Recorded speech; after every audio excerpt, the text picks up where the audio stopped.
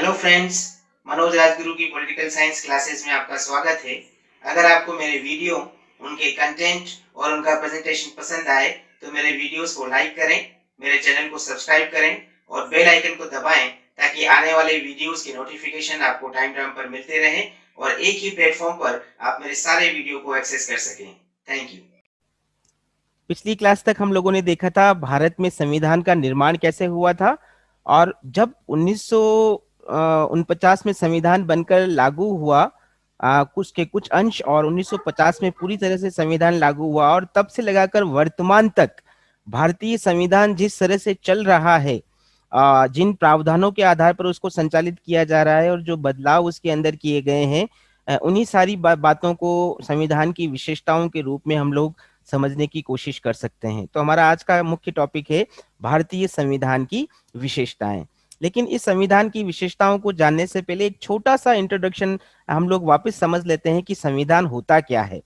देखिए, हर हर राज्य की व्यवस्था को चलाने के लिए, वहाँ की शासन व्यवस्था को निर्धारित करने के लिए, और वहाँ के लोगों के जीवन को नियमानुसार संचालित करने के लिए कुछ कानूनों की आवश्यकता होती है। तो ऐसे ही लिखित और अलिखित कानूनों का जो संग्रह होता है उसे हम संविधान कहते हैं। ये लिखित और अलिखित कानून जो कि संविधान के नाम से जाने जाते हैं, वो करते क्या हैं? हम मोटे तौर पर कह सकते हैं कि वो राज्य के अंदर रहने वाले व्यक्ति और व्यक्ति के बीच के संबंधों को तय करते हैं।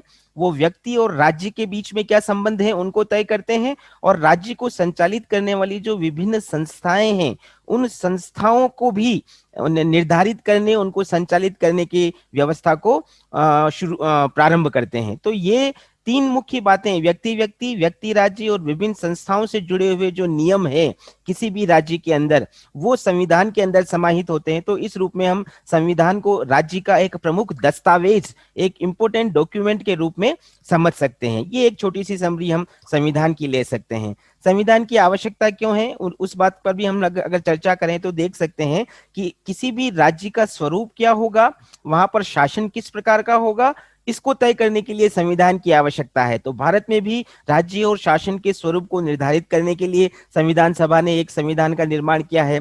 किसी भी राज्य के अंदर जो डाइवर्सिटी होती है, विविधताएं, वो विविधताएं नागरिकों की होती है, वो विविधताएं संस्कृति की होती है, वो विविधताएं उस राज्य के अंदर रहने वाले लोगों के जीवन मूल्यों की होती है।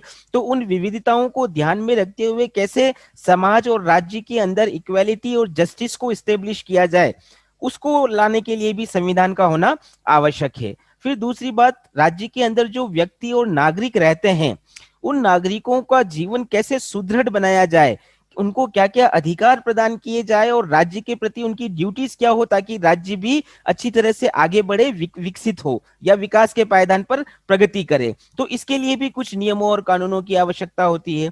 फिर जिस शासन की व्यवस्था संविधान के द्वारा की जा रही है, वो शासन एक उत्तरदायी या रेस्पॉन्सिबल गवर्नमेंट के रूप में इस्टेब्लिश हो, इसके लिए भी प्रोविजन करने की आवश्यकता होती है। तो वो कहाँ होगी? वो भी संविधान में होगी। और अगली एक इंपॉर्टेंट बात कि एज ए सिटीजन लोगों को क्या क्या राइट्स मिलने चाहिए, इसके लिए भी कुछ प्रावधानों की आवश्यकता होती है। तो ये सारी आवश्यकताओं के मद्देनजर हम देख सकते हैं कि किसी भी देश में संविधान आवश्यक होता है। और इन्हीं आवश्यकताओं वाले बिंदुओं के तहत हम कह सकते हैं कि भारत में भी एक संविधान की आवश्यकता महसूस हुई और भारतीय संविधान सभा ने भारत का संविधान बनाया।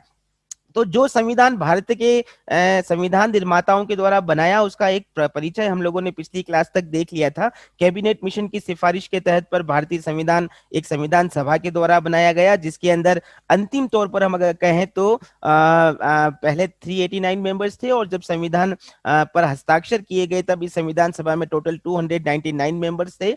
हम लोग ये भी कह सकते हैं कि 1946 में ये संविधान बनना शुरू हुआ और नवंबर 1949 तक भारत का संविधान बनकर तैयार हुआ, जिसे 26 जनवरी 1950 को पूरी तरह से लागू किया गया। तो ये एक और बहुत संक्षेप में हम प्रारंभिक परिचय भारतीय संविधान का देख सकते हैं। तो जो संविधान 1950 में लागू हुआ, उसकी मुख्य विशेषताएं क्या हैं, उन्हीं विशेषताओं की अगर हम चर्चा करें तो हम लोग कह सकते हैं सबसे महत्वपूर्ण बात कि भारतीय संविधान के अंदर एक प्रियम्बल रखी गई है। प्रियम्बल का मतलब क्या होता है? प्रस्तावना। जो हम कहते हैं कि किसी भी संविधान का उद्देश्य क्या है, वो संविधान किस प्रकार की राज्य व्यवस्था, पॉलिटिकल सिस्टम को इस्टेब्लिश करने जा रहा है, उसका स्वरूप यानी कि फॉर्म क्या होगा, उसका नेचर यानी कि प्रकृति क्या होगी, वो किस रूप में क्रियान्वित होगा, इन सब का एक समराइज्ड मतलब संक्षेप में जो इंट्रोडक्शन दिया जाता है वो प्रस्तावना के अंदर दिया जाता है। तो भारतीय संविधान के अंदर एक प्रस्तावना रखी गई है। पूरा संविधान टोटल 22 भाग के अंदर विभाजित किया गया है। अगर हम बात करें तो इसके अंदर टोटल 395 आर्टिकल्स हैं। अगर हम इसके अंदर शेड्यूल की बात करें तो टोटल 8 शेड्यूल 1950 में थी, जिसको बाद में और इंक्रीज करके वर्तमान में हम कह सकते हैं कि 12 अनुसूचियां इसके अंदर हैं। और टोटल जो परिशिष्ट अपेंडिक्स जिसको कहते हैं, अलग अलग संदर्भों में वो टोटल 5 अपेंडिक्स भारतीय संविधान के अंदर समाहित की गई है। तो ये एक और संविधान के अंदर क्या क्या है, किस किस रूप में उनको बताया गया है, उसका एक परिचय अभी हम लोगों ने देखा। अब अगर हम बात करें कि और विशेषता किस प्रकार से हम बता सकते हैं, तो पहली विशेषता जो भारतीय संविधान की है वो है निर्मित और लिखित संविधान। निर्मित संविधान का मतलब क्या होता है? ऐसा संविधान जिसको एक समय विशेष पर बनाया जाता है। तो भारत का संविधान भी एक समय विशेष पर बनाया गया है। वो समय विशेष क्या है?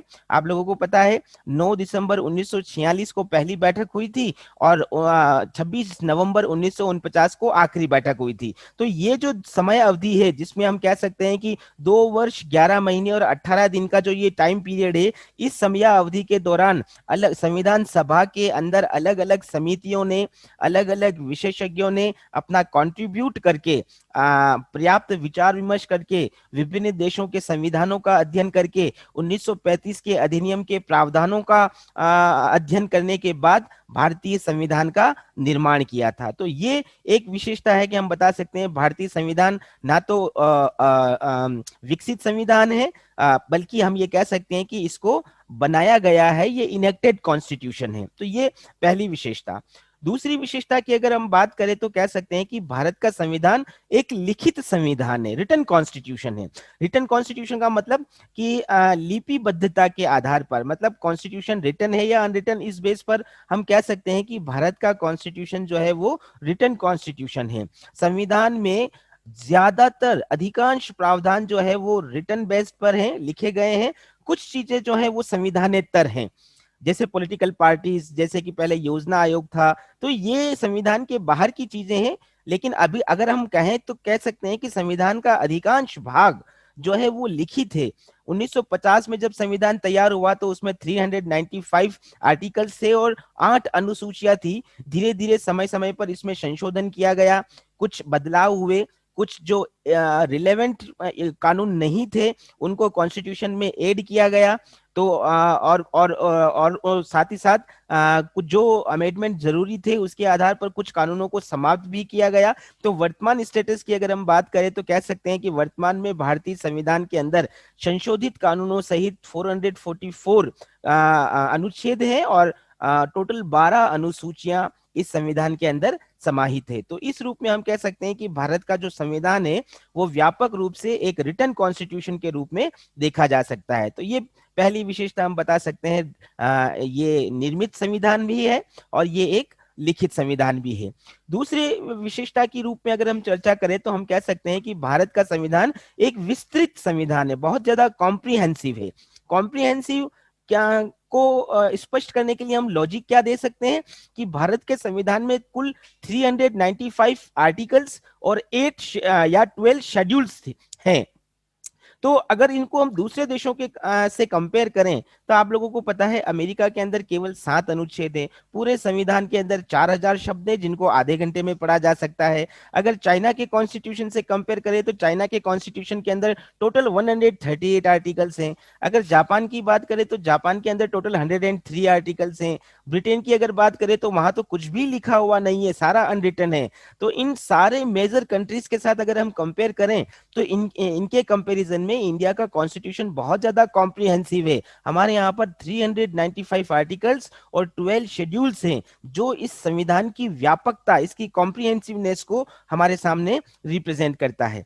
अब ये संविधान व्यापक क्यों बना, इसको इतना कॉम्प्रिहेंसिव होने के पीछे रीजन क्या है, उसको उसकी अगर हम चर्चा करें तो हम क्या कह सकते हैं कि हमारे यहाँ पर एक ही संविधान है। जैसे अगर आप अमेरिका में चले जाएं, अमेरिका के अंदर ये व्यवस्था है कि वहां पर सेंट्रल लेवल पर एक कॉन्स्टिट्यूशन तो होगा जो कि पूरे अमेरिका के ऊपर लागू होगा, जो कि संघ की दृष्टि से महत्वपूर्ण विषय हैं, उन विषयों पर उसमें प्रावधान किए गए हैं। लेकिन वहां पर हर यूनिट्स, जितनी भी 50 इकाइयां हैं, उनके भी अपने अलग अलग संविधान है, जो कि राज्यों के या प्रांतों के जो विषय हैं उनको लेकर संविधान बनाए गए हैं। लेकिन भारत में ऐसा नहीं है। भारत में पूरे देश के ऊपर, पूरे राज्य के ऊपर, यानी कि सेंट्रल लेवल के इश्यूज के ऊपर भी और स्टेट लेवल के इश्यूज के ऊपर भी एक ही कॉन्स्टिट्यूशन है। तो इसीलिए उस कॉन्स्टिट्यूशन का लेंदी होना, उसका कॉम्प्रेहेंसिव होना जरूरी बन जाता है। तो एक तो ये रीजन है। दूसरा, हम लोग ये कह सकते हैं कि कल हम लोगों ने पढ़ा था, संविधान सभा के अंदर हमारे यहाँ पर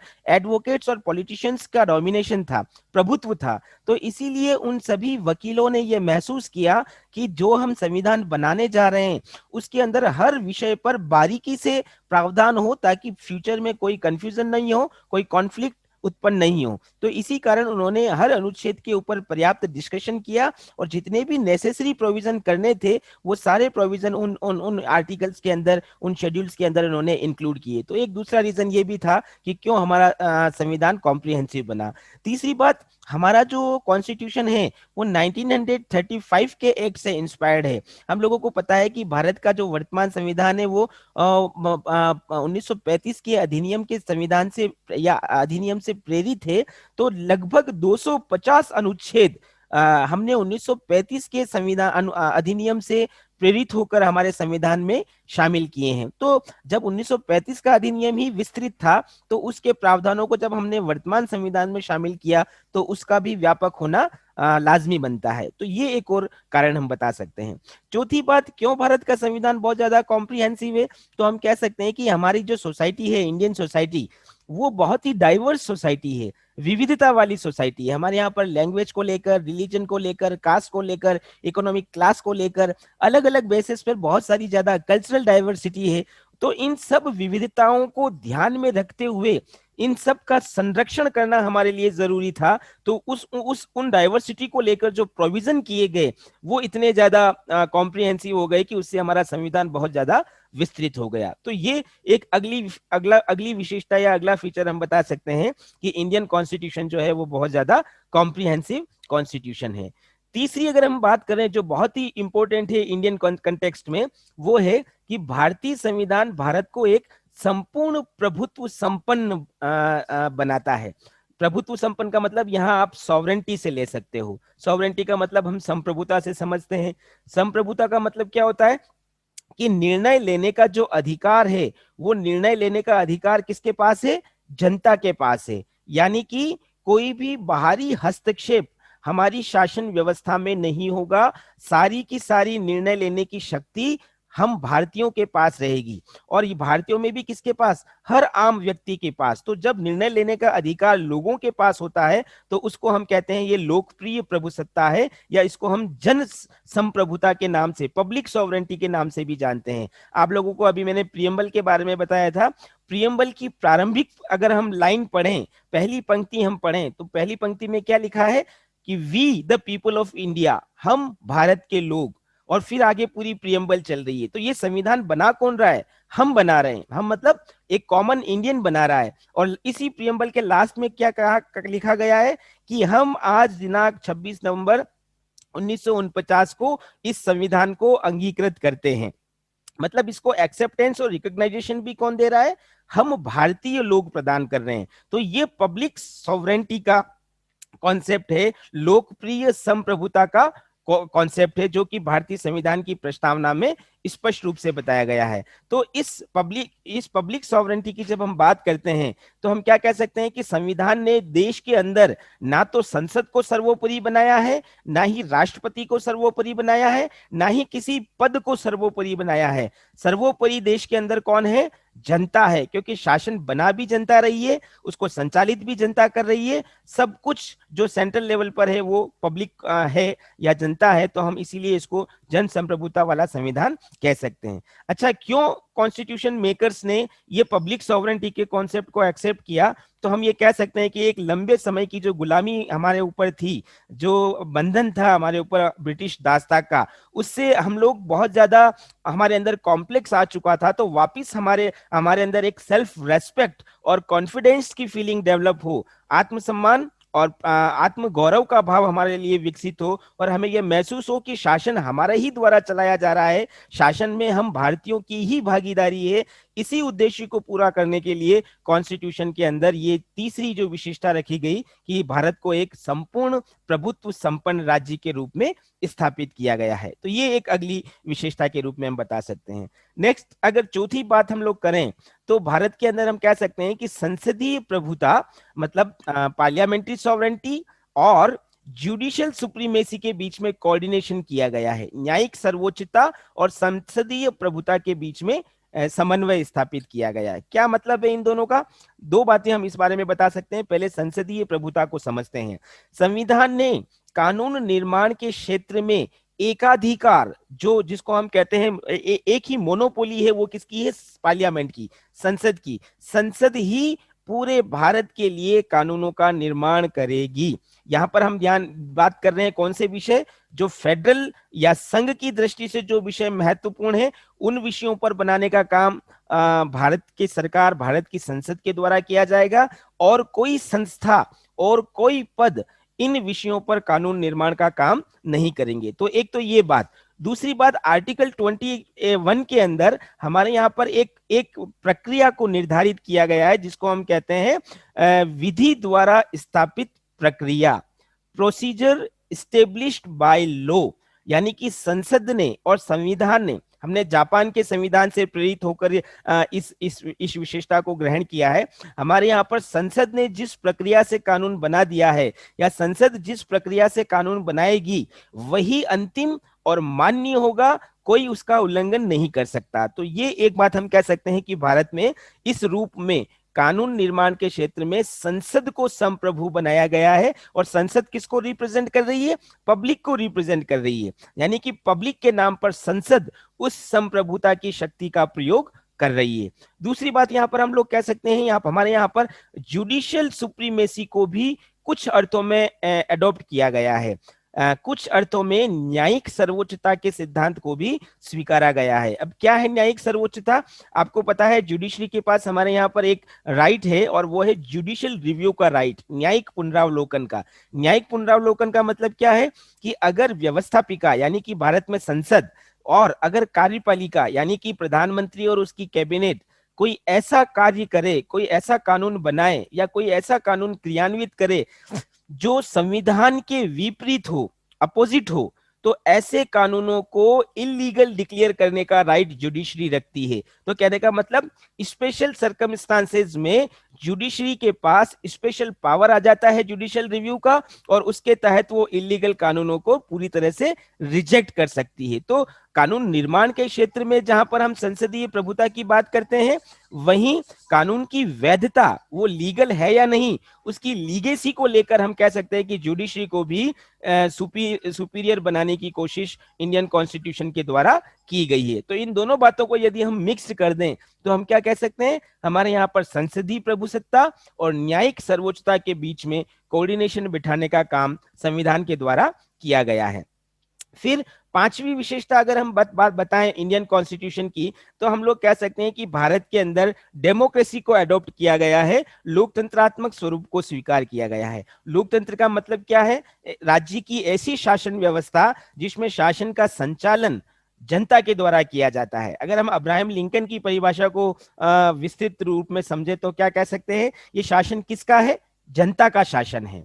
और शासन किसके द्वारा किया जा रहा है? जनता के द्वारा किया जा रहा है। भले ही जनता खुद प्रत्यक्ष रूप से नहीं कर रही है, लेकिन जनता अपने प्रतिनिधियों को यह अधिकार सौंप रही है कि वो जनता के नाम पर शासन करें। और ये सारा शासन हो किसके लिए रहा है? ये जनता के लिए हो रहा है। मतलब जो जनता खुद अपने प्रतिनिधियों के माध्यम से अपने लिए शासन का संचालन करेगी, ऐसी व्यवस्था इस कॉन्स्टिट्यूशन के अंदर किया गया है। तो हम कह सकते हैं कि संविधान ने लोकतंत्रात्मक स्वरूप को भारत के लिए स्वीकारा है। और लोकतंत्र में भी कौन सा स्वरूप है, तो हम कह सकते हैं कि लोकतंत्र में दो दो उसके प्रकार होते हैं, एक डायरेक्ट डेमोक्रेसी और एक इनडायरेक्ट डेमोक्रेसी। भारत भौगोलिक तौर पर बहुत विशाल राज्य है, इसीलिए डायरेक्ट डेमोक्रेसी हमारे यहाँ पर पॉसिबल नहीं थी, इसीलिए संविधान ने हमारे यहाँ पर इनडायरेक्ट डेमोक्रेसी को स्वीकार किया है। पहले भले ही राज्यों की विधानमंडल हो, लेजिस्लेचर हो, या सेंट्रल का लेजिस्लेचर हो, पहले हम लोग हमारे रिप्रेजेंटेटिव्स को चुनते हैं और फिर वो रिप्रेजेंटेटिव्स हमारे नाम पर शासन का संचालन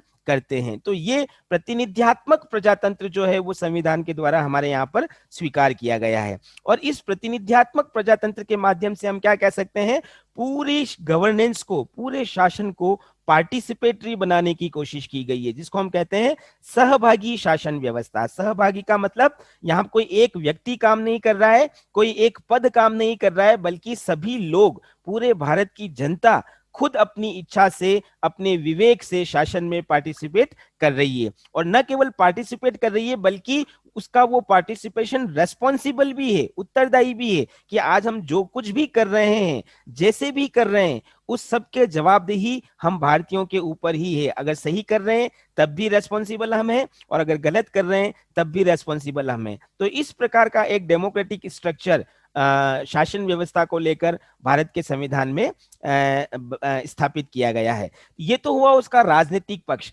लेकिन हम ये कह सकते हैं कि कॉन्स्टिट्यूशन में बहुत सारे ऐसे एस्पेक्ट भी हैं, हम लोग आगे देखेंगे, राइट्स, जो हमारे फंडामेंटल राइट्स हैं, जो डायरेक्टिव प्रिंसिपल्स हैं, उनके माध्यम से न केवल पॉलिटिकल डेमोक्रेसी बल्कि सोशल और इकोनॉमिक डेमोक्रेसी को भी स्टेब्लिश करने की कोशिश की गई है। हमारे यहाँ पर राजनीतिक लोकतंत्र को तो स्वीकार किया ही गया है, लेकिन साथ ही साथ समाज में भी लोकतांत्रिक व्यवस्था हो, आर्थिक क्षेत्र में भी लोकतांत्रिक व्यवस्था हो, इसको भी स्थापित करने की कोशिश कॉन्स्टिट्यूशन के द्वारा की गई है। तो ये एक अगली विशेषता भारतीय संविधान की। नेक्स्ट, अगली बात जो हम बता सकते हैं वो है हमारा सेक्युलरिज्म, यानी कि पंथ निरपेक्षता।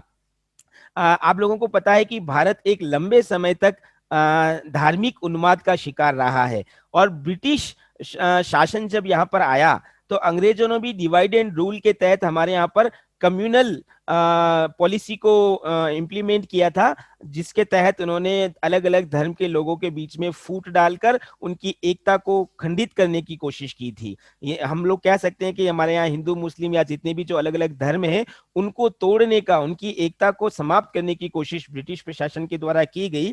भारत का जब विभाजन हुआ तब भी इस प्रकार के कम्युनल राइट्स हम लोगों को देखने को मिले, और आजादी के बाद से वर्तमान तक भी हम देखते हैं कि हमारे यहाँ पर सांप्रदायिकता के संघर्ष भारतीय समाज और राज व्यवस्था में विद्यमान रहे हैं।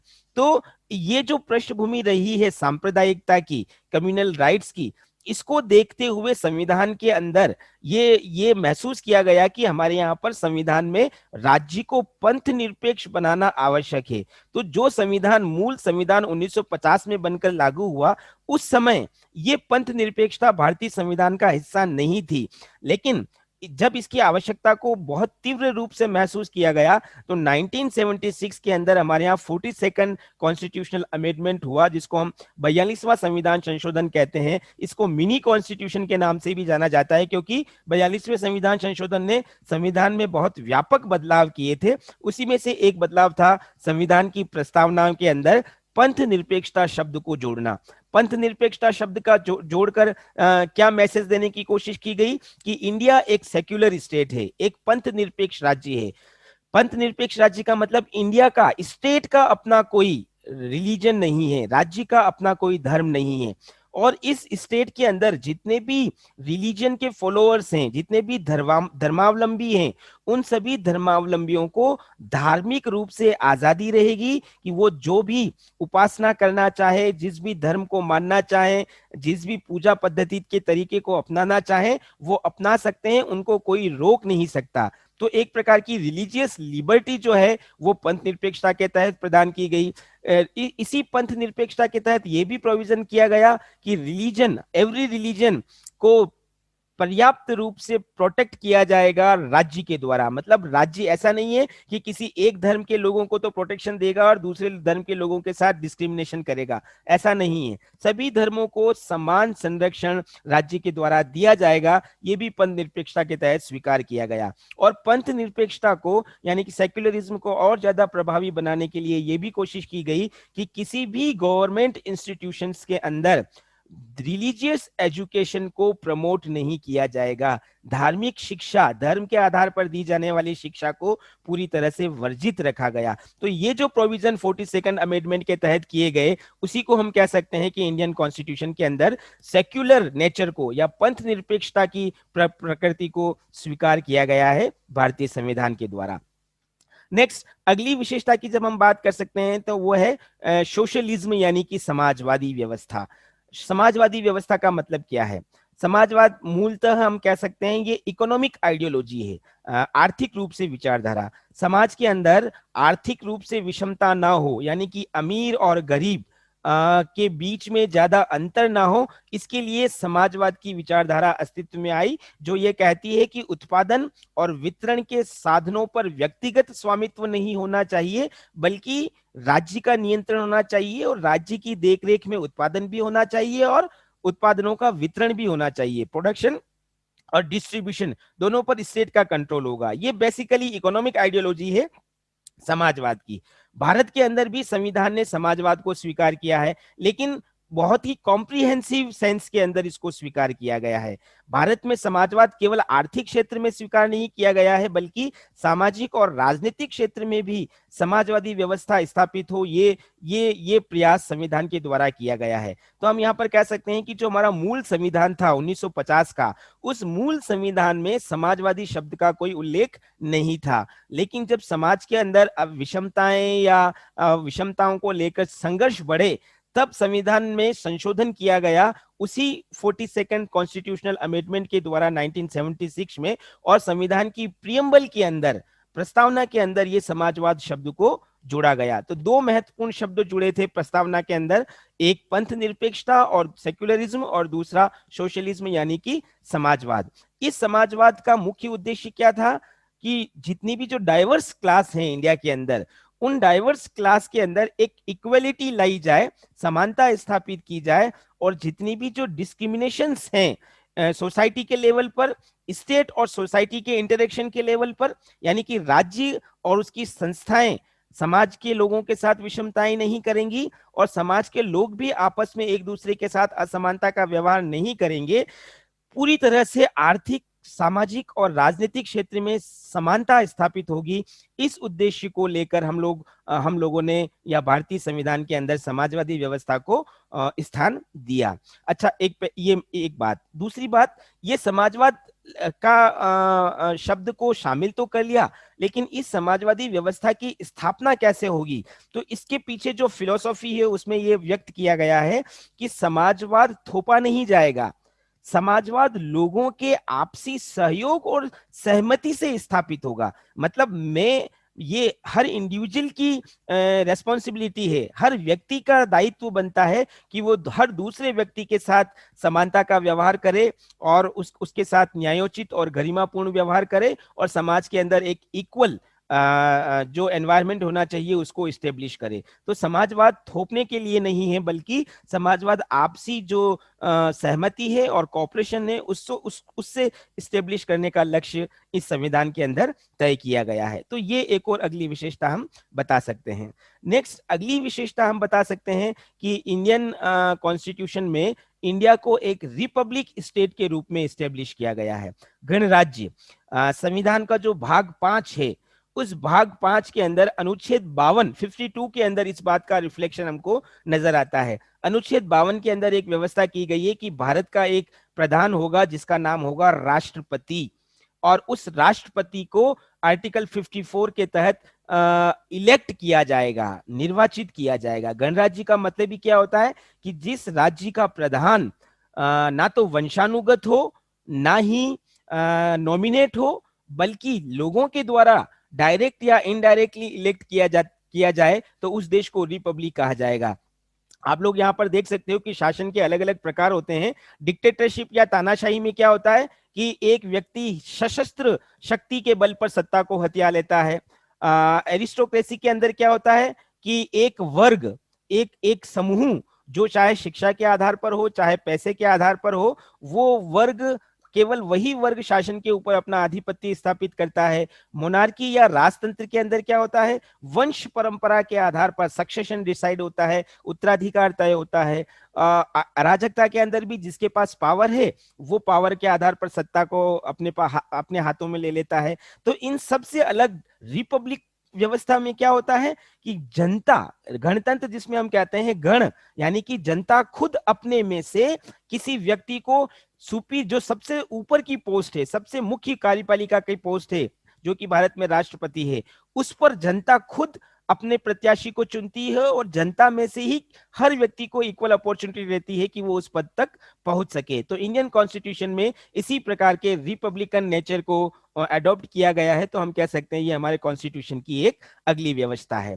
फिर नेक्स्ट अगली बात अगर हम करें तो हम कह सकते हैं कि इंडियन कॉन्स्टिट्यूशन ने हमारे यहाँ पर पार्लियामेंट्री सिस्टम को अडॉप्ट किया है, संसदीय शासन व्यवस्था।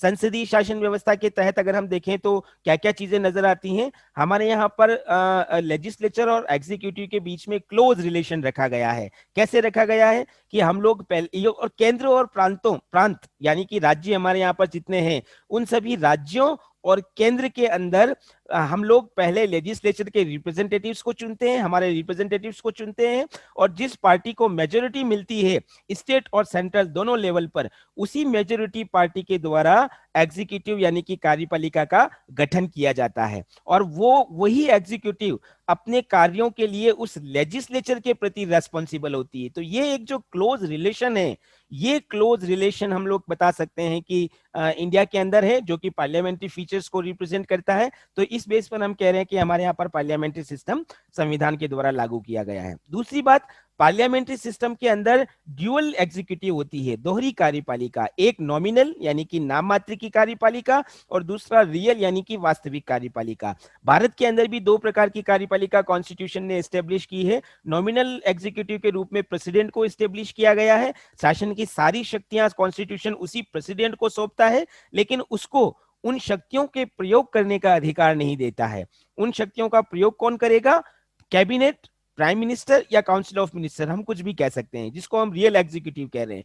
तो दो प्रकार की कार्यपालिकाएं हैं, एक जिसके अंदर शासन की सारी शक्तियां निहित है, और दूसरा जो वास्तव में उन शक्तियों का प्रयोग करता है। तो ये फीचर भी हमारे यहाँ पर हम देख सकते हैं, जिसके बेस पर स्पष्ट होता है कि कॉन्स्टिट्यूशन ने पार्लियामेंट्री डेमोक्रेसी को अडॉप्ट किया है। तीसरी बात जो पार्लियामेंट्री गवर्नमेंट के अंदर होती है वो है कलेक्टिव रेस्पॉन्सिबिलिटी, सामूहिक उत्तरदायित्व। भारत के अंदर भी सामूहिक उत्तरदायित्व की व्यवस्था है। अगर जब सरकार यानी कि कार्यपालिका कब तक अपने पद पर बनी रहती है? जब तक कि व्यवस्थापिका में उसका कॉन्फिडेंस, विश्वास बना रहता है। जैसे ही व्यवस्थापिका यानी कि लेजिस्लेचर के अंदर, चाहे वो स्टेट में हो चाहे सेंटर में हो, जैसे ही व्यवस्थापिका में एग्जीक्यूटिव अपना कॉन्फिडेंस खो देती है, नो कॉन्फिडेंस मोशन अप्रूव हो जाता है, अविश्वास प्रस्ताव पारित हो जाता है, वैसे ही पूरे के पूरे मंत्रिमंडल को अपने पद से इस्तीफा देना पड़ता है। तो कहने का मतलब ये जो एग्जीक्यूटिव है, वो एग्जीक्यूटिव पूरी की पूरी रेस्पॉन्सिबल होती है लेजिस्लेचर के प्रति। इसको हम कलेक्टिव रेस्पॉन्सिबिलिटी कहते हैं। भारत में हम लोगों को ये कलेक्टिव रेस्पॉन्सिबिलिटी नजर आती है, जो बताती है कि हमारे यहाँ संसदीय शासन व्यवस्था है। नेक्स्ट अगला फीचर जो पार्लियामेंट्री फॉर्म ऑफ गवर्नमेंट का है वो है अनसर्टेन टेन्योर, अनिश्चित कार्यकाल। किसका? कार्यपालिका का भी और व्यवस्थापिका का भी। वो भी हमें यहाँ पर भारत के अंदर देखने को मिलता है संविधान के तहत। हम लोग कह सकते हैं कि हमारे यहाँ पर जो लेजिस्लेचर है उनका कार्यकाल कितना है? 5 वर्ष। मैं विशेष बात कर रहा हूं केंद्र में लोकसभा की और राज्यों में विधानसभा की। उनका कार्यकाल कितना तय कर रखा है? 5 वर्ष। लेकिन सामान्य परिस्थितियों में तो वो 5 वर्ष पूरा करेगा, लेकिन यदि किसी कारणवश कार्यपालिका को अपने पद से इस्तीफा देना पड़े और अगर कार्यपालिका ये सिफारिश कर दे कि इस व्यवस्थापिका को भंग कर दिया जाए, डिसॉल्व कर दिया जाए, तो 5 वर्ष से पहले ही उनका कार्यकाल समाप्त हो सकता है। तो कहने का मतलब कार्यपालिका का भी फिक्स कार्यकाल है 5 वर्ष, लेकिन अविश्वास प्रस्ताव द्वारा उसे अपदस्थ किया जा सकता है। और व्यवस्थापिका का भी कार्यकाल है 5 वर्ष, तो 5 वर्ष से पहले उसको भंग भी किया जा सकता है। तो इस रूप में सर्टेन टेन्योर होते हुए भी अनसर्टेनिटी बराबर बनी रहती है। ये अनिश्चितता जो पार्लियामेंट्री फॉर्म ऑफ गवर्नमेंट का फीचर है वो हमारे इंडिया में भी देखने को मिलता है, इसलिए हम कह सकते हैं कि हमारे यहाँ पर पार्लियामेंट्री सिस्टम को अडॉप्ट किया गया है। और एक आखिरी बात कि पार्लियामेंट्री सिस्टम में पूरी जो एग्जीक्यूटिव है उसको लीड करने का काम प्राइम मिनिस्टर करता है। प्रधानमंत्री का नेतृत्व इस पूरी व्यवस्था में पाया जाता है, विधायी क्षेत्र में भी और कार्यपालिका के क्षेत्र में भी। भारत में भी हम कह सकते हैं कि कार्यपालिका का प्रधान कौन है, प्राइम मिनिस्टर, और वो विधायी क्षेत्र या लेजिस्लेशन के फील्ड में भी लीड करने का काम करता है, और एग्जीक्यूटिव के फील्ड में भी जो रियल एग्जीक्यूटिव है, वास्तविक कार्यपालिका जो कानूनों को क्रियान्वित करने का काम कर रही है, उसको लीड करने का काम करता है। तो ये प्रधानमंत्री का नेतृत्व हमारे यहाँ पर देखने को मिलता है। इस बेस पर भी हम कह रहे हैं कि हमारे यहाँ पर संसदीय शासन को अपनाया गया है। तो ये मुझे लगता है अब हमारे पास समय थोड़ा कम है, आज के लिए हम इतना ही रखते हैं। संविधान की विशेषताओं में अभी जितनी हमने पढ़ी है उतनी की उतनी संविधान की विशेषताएं और बाकी हैं, तो वो हम लोग कल की क्लास के अंदर देखेंगे, संविधान की विशेषता पार्ट 2 के अंदर।